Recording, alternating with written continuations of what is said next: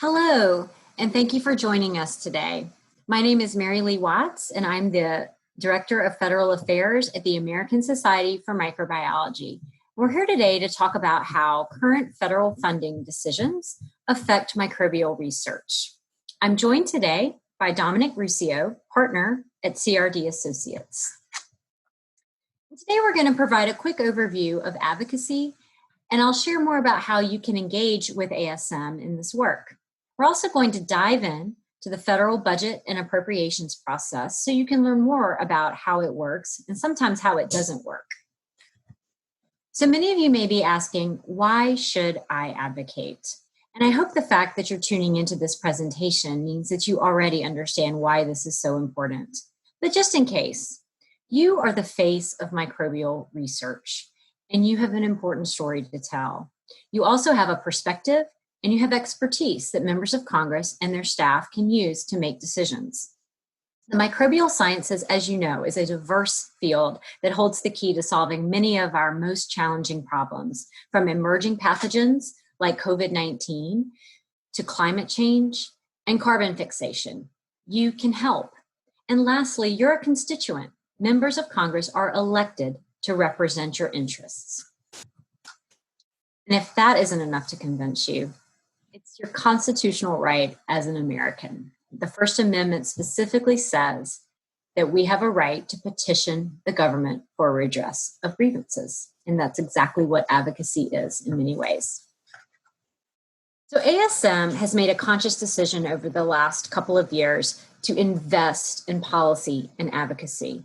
It is an important way that the society can both engage and serve its more than 30,000 members around the globe. It's a critical component to ASM's mission.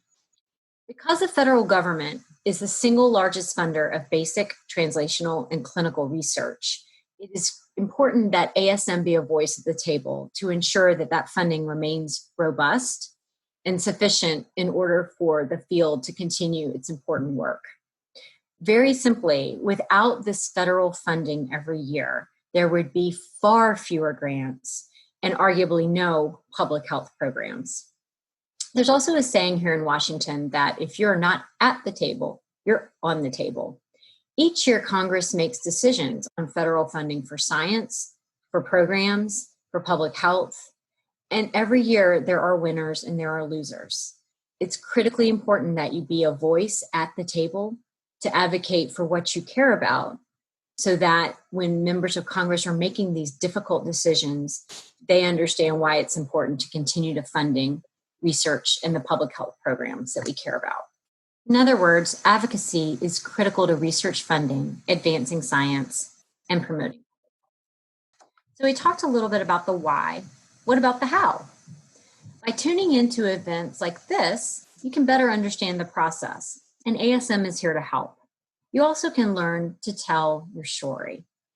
And engaging with policymakers is an important part of that, and knowing how to tell your story is one way that you can most effectively communicate with members of Congress. We are your partner in advocacy, and we are here to help. There are many ways that the American Society for Microbiology makes it easy for you to be an advocate. We can help you make connections to your policymakers, assist with messaging. We also connect to the broader scientific and public health community. We work to develop champions for the microbial sciences. It's very important that there are members of Congress who make our work a priority in their work. And so when they are at those tables making those decisions, they have science at top of mind. We also keep track of the myriad bills that come through Congress every session that touch in some way on research or on public health. We also continue to think of innovative ways to engage you and create advocacy opportunities for you, whether you are here in Washington or whether you are at home. So if you remember nothing else from this presentation, remember this: what happens in Washington affects your research. Now I will turn it over to Dom. Thanks, Mary Lee. And for those of you who want to get engaged in advocacy, my assignment today is to is to give you some background on what's going on in Congress in a way that maybe will make you feel a little more comfortable when you do advocate on behalf of ASM. Folks in Congress tend to think that we all dialogue and government speak. So what we're going to do is review some of just a few common terms that you are likely to hear from members of Congress or from staff. We'll walk you through the appropriations process that funds the key priorities of ASM. But with one caveat, and that's that the process never seems to go as it's supposed to. So you have to be flexible as an advocate. We'll give you a snapshot of where the appropriations process stands right now. And then finally, a little crystal balling as to what the rest of the year is going to look like. So in a very real sense, you're going to be acting as citizen advocates, which is a much nicer connotation than lobbyist, which is what my job is. But as you'll see from this slide, it's all a matter of perspective. As far as the jargon you may hear in your meetings, there are two terms that often come up, and those are authorization versus appropriation. Now, the media, when it's reporting on legislation passing Congress, often is a little bit misleading because we assume that once legislation is passed, that money begins to flow. And a good example of this is for the past 3 years, the childhood cancer community had been advocating for programs to expand basic and clinical research as well as biorepositories. Now that legislation passed last year and the cancer community was elated. The problem was there was no money provided for that. This was authorizing legislation. Legislation authorized these programs to be set up and authorized money to be spent, but nothing happens. No money flows until it's appropriated by Congress. So essentially, authorizing legislation sets parameters for a new program or a new policy, but again, no money flows until it goes through the appropriations process. Another set of terms that you're likely to hear referred to are discretionary versus mandatory spending. Discretionary spending is just what it sounds like. These are programs in the federal government over which Congress has discretion to fund or not fund every year. Just to kind of put this in perspective, the total federal budget is just under $5 trillion. Discretionary programs account for less than about a third of that. More than half of the discretionary money goes towards Homeland Security and defense. So that leaves about $700 billion to fund all of the rest of the government. That's NIH, that's NSF, public health, health professions training, education, transportation, agriculture, and so forth. So again, discretionary is a part of the discretionary spending is part of the federal budget that falls within the purview of the appropriations committees and through annual appropriations. The term mandatory spending, on the other hand, that refers to programs where spending takes place automatically. You often hear people refer to entitlement programs. These are like Medicare, Medicaid, and food stamps.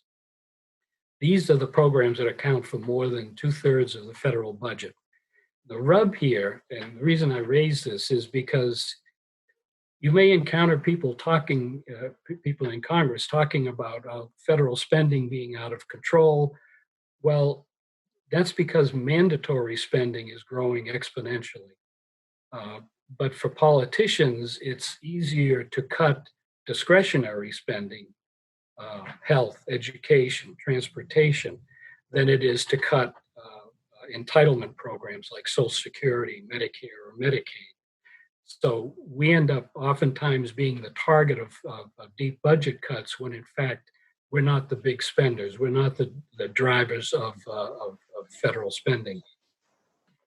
These next two slides will set out the major benchmarks in the appropriations process. And I've included some general timeframes here, so you just get a sense of where we are in the process. But again, Congress rarely ever meets its deadlines. So I think, and you'll see that later on as we get into more detail. The opening shot each year begins when the president submits a budget proposal to Congress. And that budget proposal is intended to fund the government for the next fiscal year, which begins 8 months later in October. Ordinarily, the next step in the process is for Congress to come up with an overall spending plan and then allocate how much of that plan goes to education or to health or to housing. Excuse me. Those are always very tough decisions to make. And politicians, being who they are, and this being an election year, they decided this year not to make those decisions. So what we've ended up with, and where we stand right now, is a democratically controlled House of Representatives spending more money than it spent last year, while the Republican-controlled Senate wants to freeze spending at last year's levels. So then, but the next step in the process is when the appropriations subcommittees meet, they hold hearings, listen to government witnesses, listen to outside witnesses describe budgetary needs, and then, excuse me, the subcommittees then come up with recommendations on a program by program basis. Once a subcommittee makes those recommendations, goes to a full committee, gets ratified, and then is sent to the floor of the House of Representatives to be debated and passed. And then the process repeats itself in the Senate side. Eventually, after the House and Senate have both passed legislation, they meet together to work out their differences, and there are always invariably differences between the House bill and the Senate bill. They work out a compromise, it gets voted on, and then is sent to the president, where the president signs or vetoes the legislation. So you might wonder, well, if Congress hasn't passed the appropriations bills before the start of the new fiscal year, what happens? Do we shut down? Well, fact of the matter is, there's an app for that. If Congress cannot reach an agreement on appropriations before the start of a new fiscal year, essentially what Congress does then is pass what's called a continuing resolution, or a CR. And that essentially puts the government on in a state of suspended animation, if you will. It's a time when you cannot stop a program and you cannot start a new program. Federal officials are not allowed to award new grants or contracts other than no-cost extensions. They can't sponsor any travel or travel themselves to any scientific conferences. And any unspent money from projects that have already been completed just sits there. It cannot be used to start up anything new. Now, continuing resolutions were originally intended to last for a couple of weeks or maybe a month at most. It was essentially stopgap funding, but they have been known to last several months, even for a full year. So from a science perspective, a continuing resolution of any significant length means that research opportunities can be delayed or perhaps even lost forever if somebody decides they're going to go into another area or go into research in another country.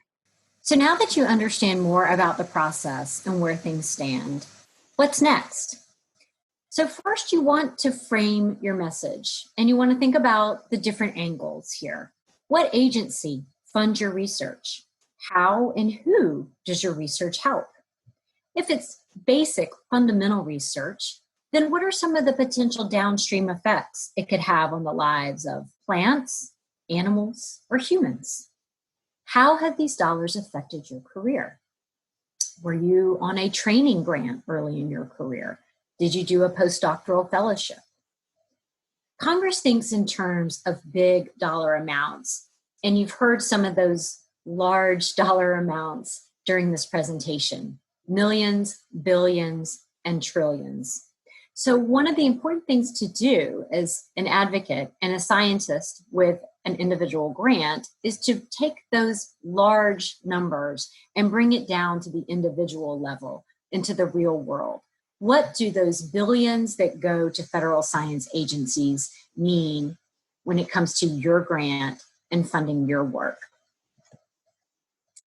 We're not going to go into specific requests for agencies in this presentation, but you can see here a few of the many federal departments and agencies whose work touches on the microbial sciences and that fund many of the grants that are advancing the field.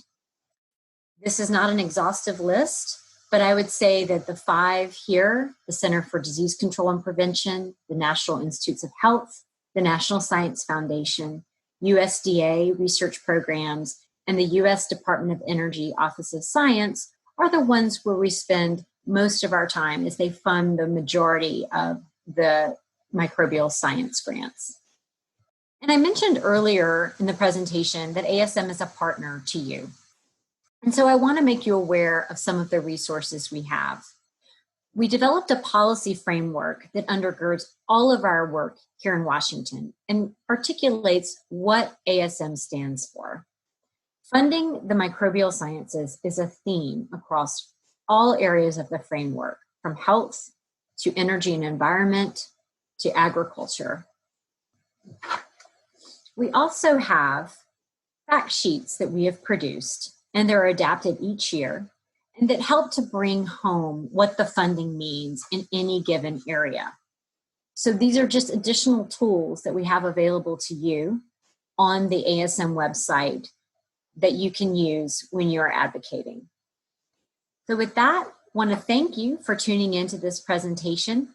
Here you can see 2 ways that you can connect with us. First, you can send us an email at advocacy@asmusa.org, or visit us online where you can see the fact sheets, you can see our policy framework, and other statements and messages that we have been sending in Washington at the website you see here, www.asm.org/advocacy. Thank you.